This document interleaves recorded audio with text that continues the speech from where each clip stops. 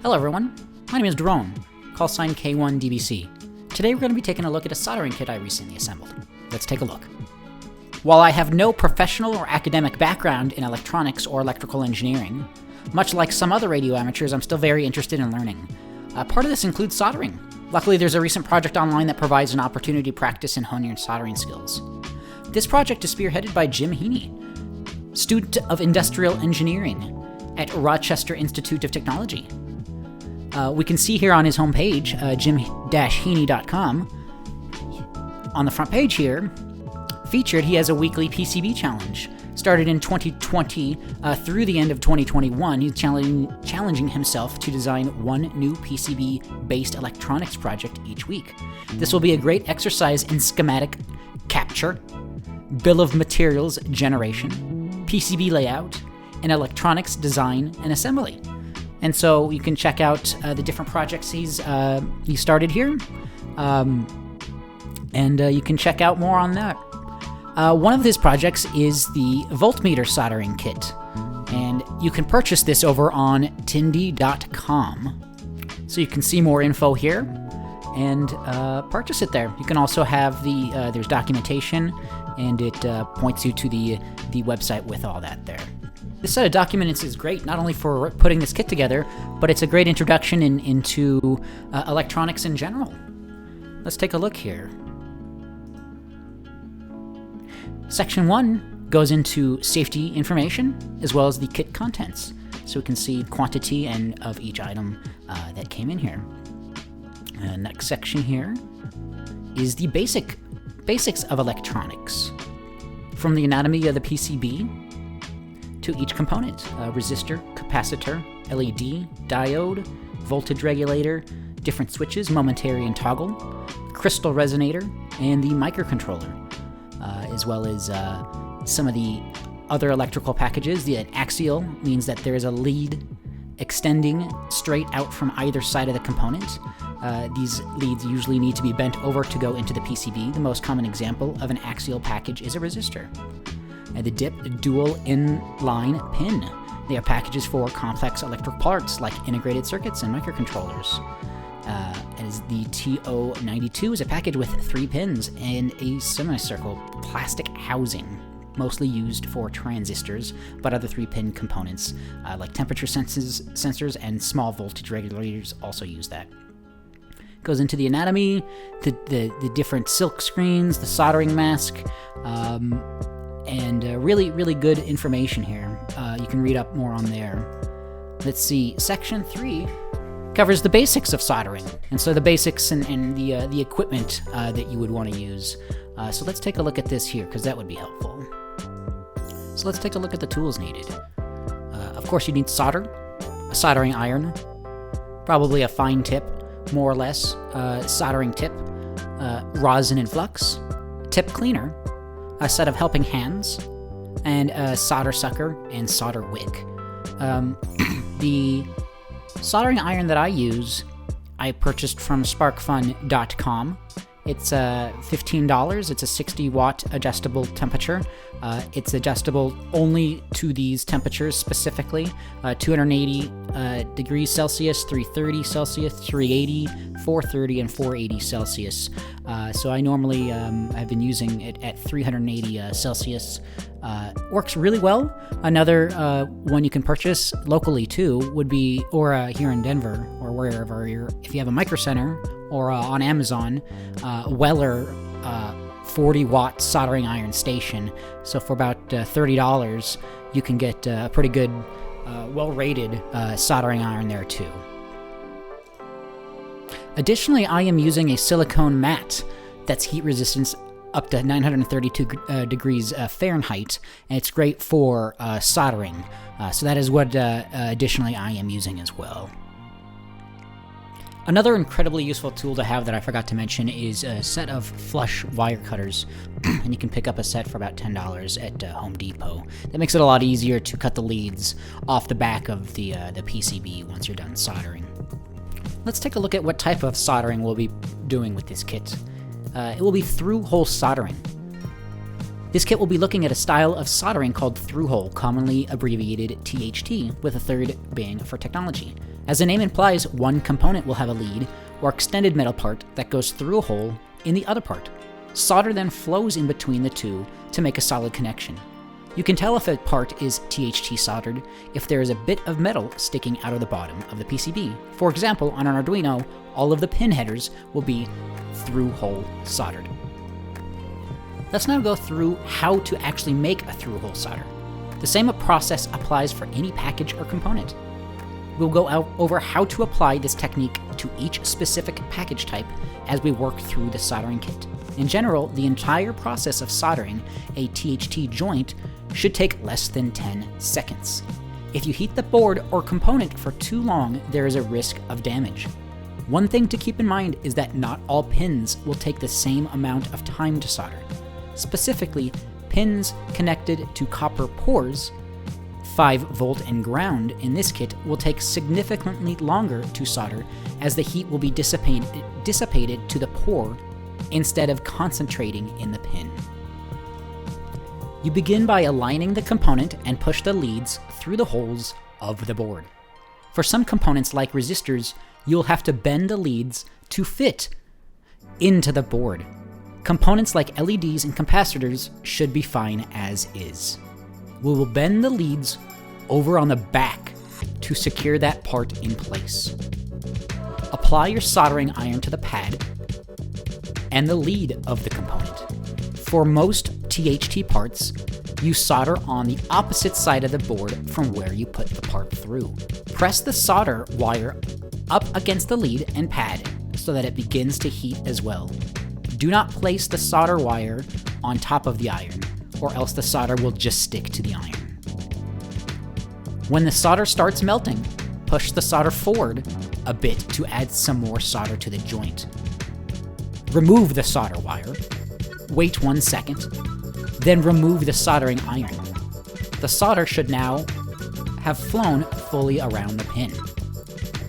If the solder did not fully flow around the pin, you can try reflowing the solder by applying the iron so it liquefies.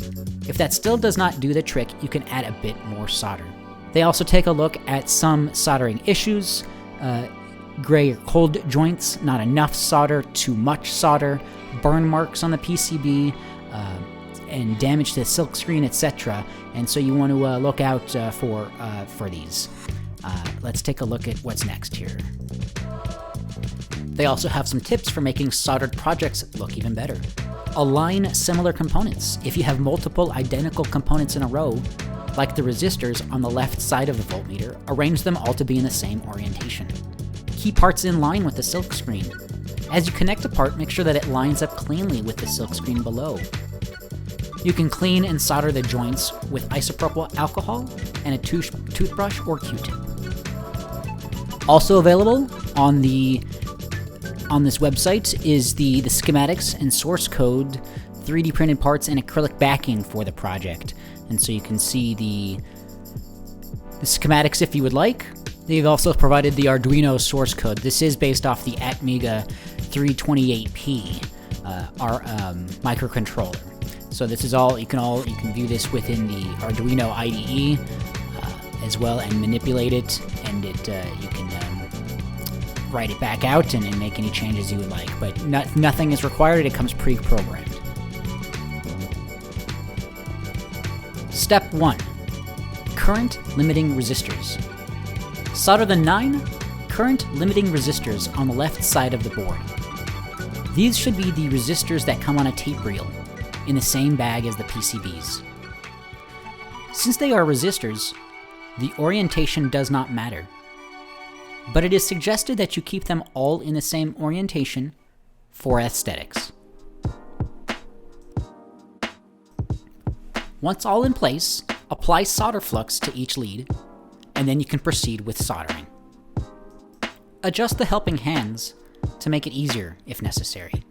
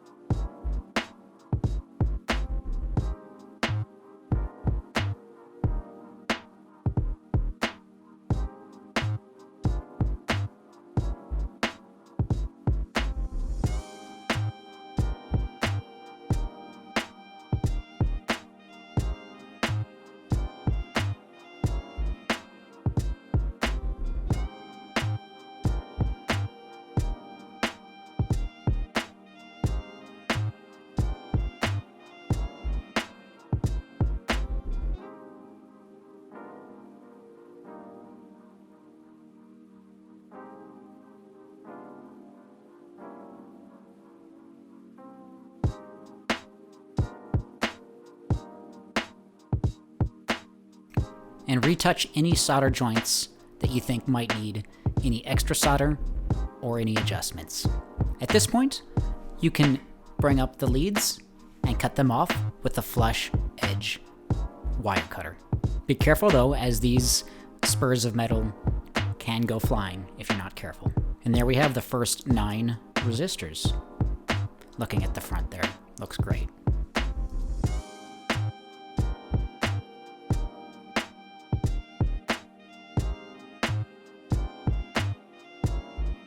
And good solder joints on the back. Now on to step 2, the battery diode. Solder the battery protection diode from bag 1 on the right side of the board. Make sure it is installed in the proper orientation. One side of the diode is black. This side should be to the left, matching the location of the bar on the silk screen.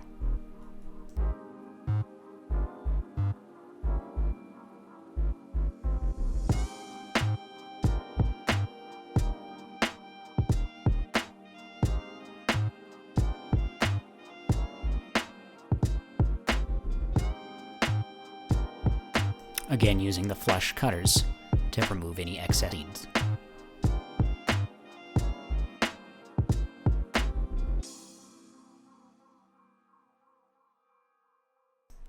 Step 3, 10K resistors. Solder 3 of the 10K ohm resistors from bag 1 to the right side of the board, under the battery diode. Like before, the orientation does not matter, but keeping it consistent helps make everything look better. The 10K resistors will be the ones in bag 1 with a red band second from one edge. The orange band one is the 100K ohm resistors and will be used in the next step. So the red band side resistors is what we want to use here. Once complete, cut any excess leads off.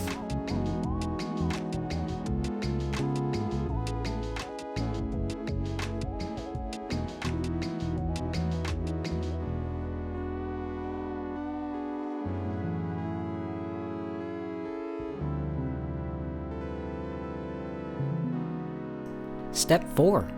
For the 100K ohm divider resistor from bag 1 on the right side of the board, in the spot labeled R12. This is the one with the orange band. I also combined this with the next step of step 5, the MCU capacitors.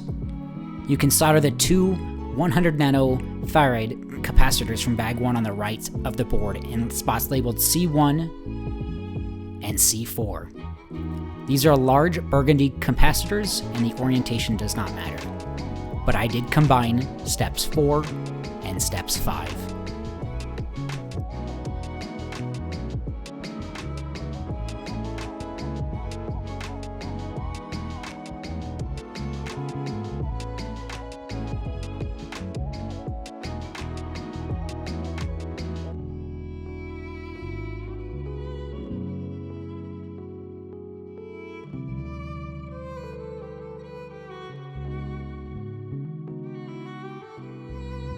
As always, solder flux before and then soldering after, making sure those are good solder joints, and then clipping off with the flush cutters.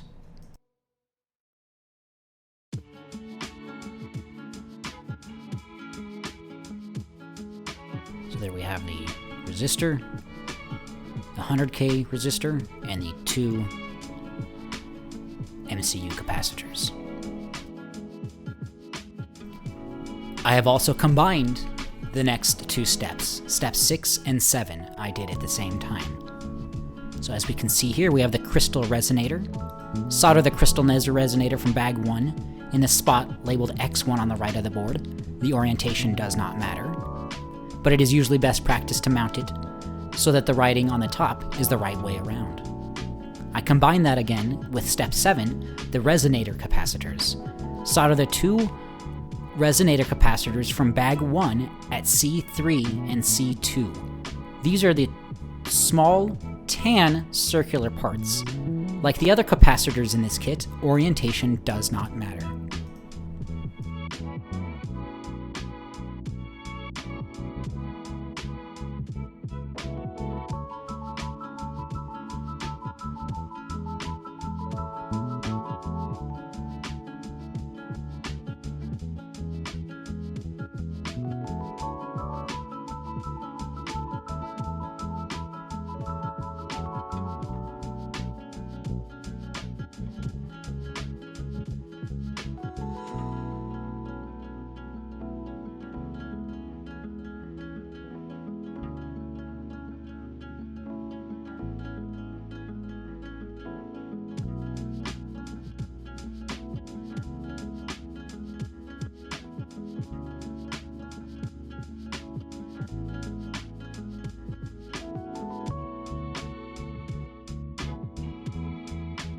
And if you do make a mistake, you can always go back. So again, yeah, we're clipping with flush cutters again, and we're making progress here.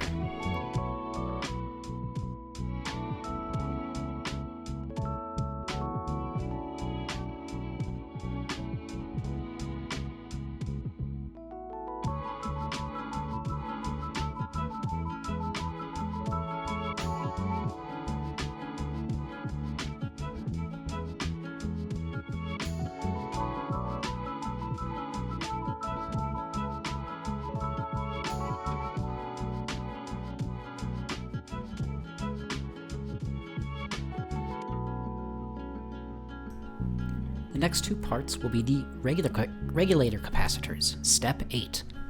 Solder the two capacitors for the voltage regulator from bag 1 at the bottom of the board. C6 should be the 330 nanofarad tan rectangular capacity, and C5 should be the 100 nanofarad blue semicircle capacitor. The leads for these capacitors have a bend in them, so they sit off the PCB a bit. Do not straighten them out as you install them.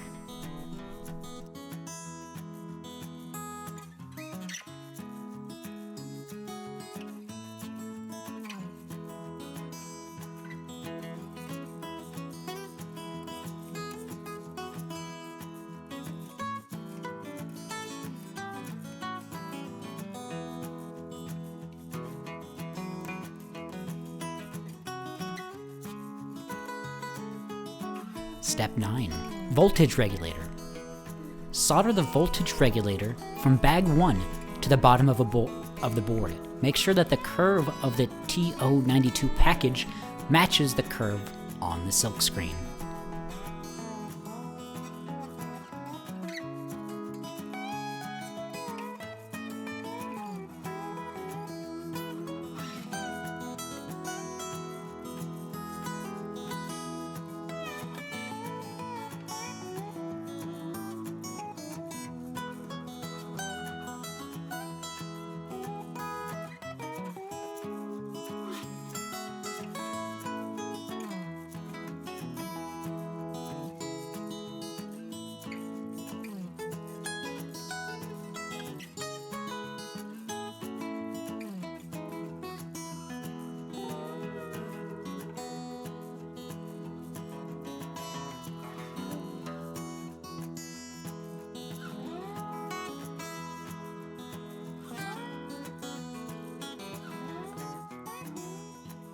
Step 10. Switches. Solder the momentary switch on the right of the board and the toggle switch on the left. The two larger pins on the outside of the toggle switch are to hold down the housing, so soldering them will heat up the outside of the switch. Be careful. Both of these can be found in bag 1.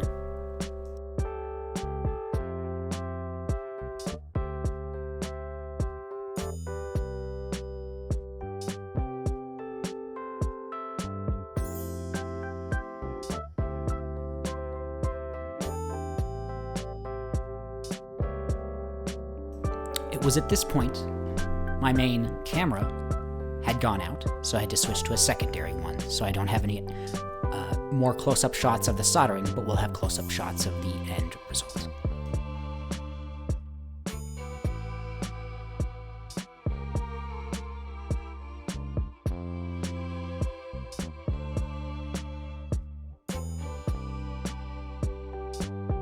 Solder the LED as indicated under step 11. The longer lead of the LED should go into the hole on the right, marked with an plus symbol. After that, step 12 is the 7-segment LED.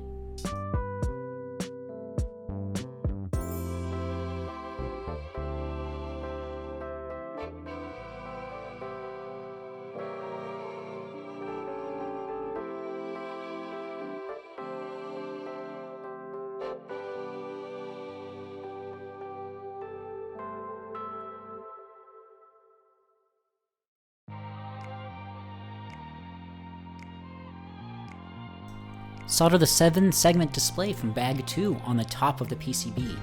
The pins on this part are very long and thin, so they may have bent during shipping. If the part does not line up, bend the leads into their respective holes by hand. Make sure that the numbers are the right way up and that the bottom of the display is against the PCB before soldering. Depending on the version of the 7-segment display your kit includes, there may be one hole that does not have a corresponding pin. Do not worry about that, it will still work the same.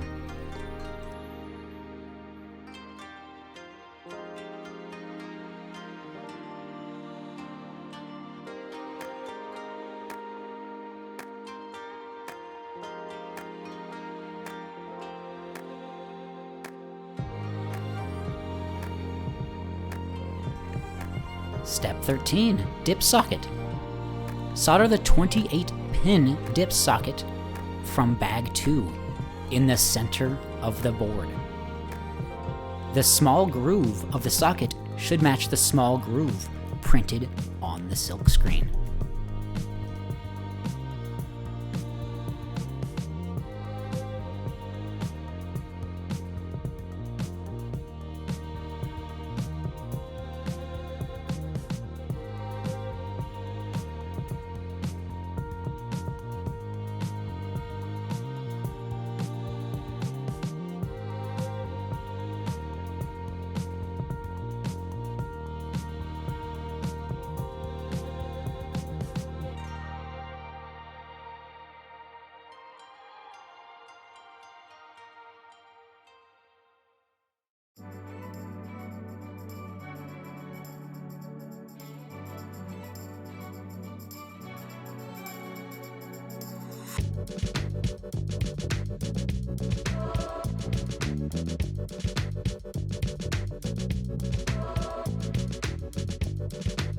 The next steps I did not capture on video, but step 14 is the battery clip.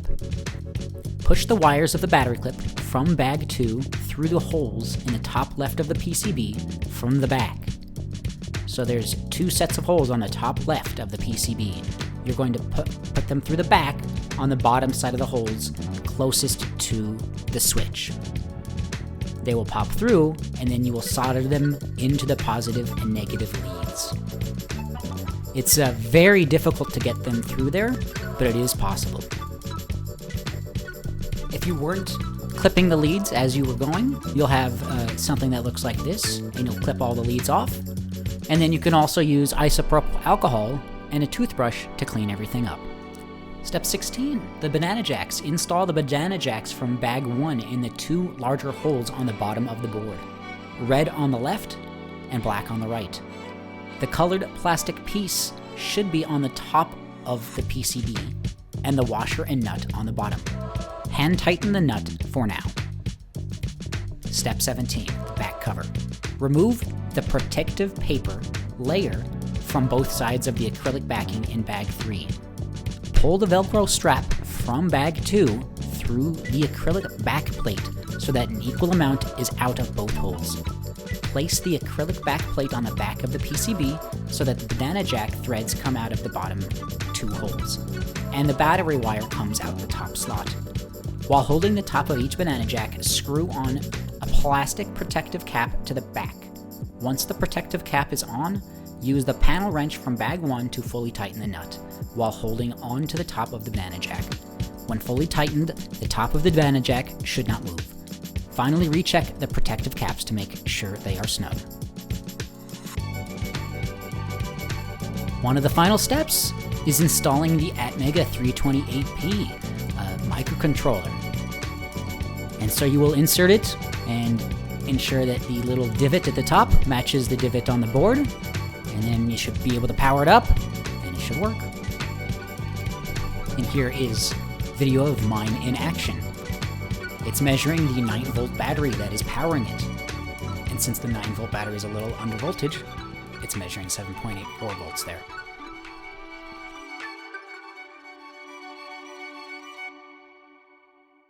This was a very neat package, and I would suggest anyone who has any interest in soldering try to pick this kit up, because it was a lot of fun, didn't take too long, and it was a lot of good practice.